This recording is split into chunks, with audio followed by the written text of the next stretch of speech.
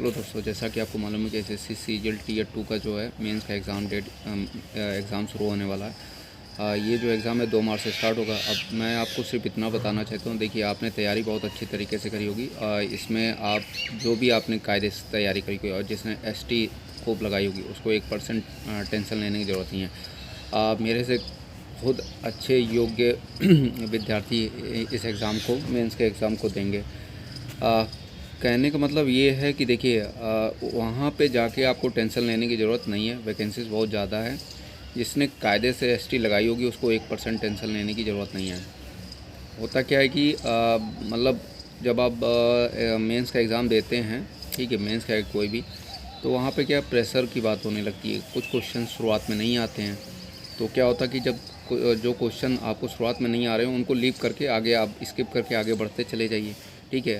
कहने का मतलब ये देखिए, प्रैक्टिस जैसे आप यहाँ पे भी एसटी लगा रहे होंगे तो उसमें भी कहीं ना कहीं दिक्कत आती है। अगर आप उन क्वेश्चनों को टिक करके समय देने लगेंगे तो वहाँ पे आपको कहीं ना कहीं दिक्कत होगी। तो आपको करना क्या है कि किसी भी क्वेश्चन पे ज़्यादा समय नहीं देना है। दूसरा क्या करना है कि देखिए पूरा अटेम्प्ट करिएगा, हो सकता है, ठीक।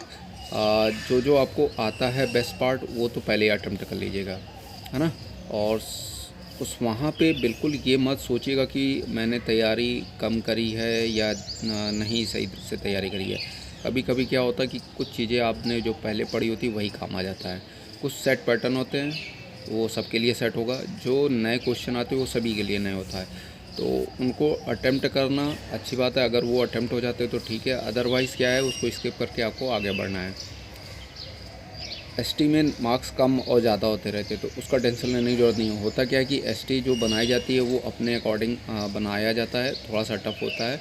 जो आपका एग्ज़ाम सिलेबस होता है जो एग्ज़ाम में आने वाला था उस लेवल का कभी कभी मैच मतलब ज़्यादा टफेस्ट नहीं होता, उससे ईजी ही होता है।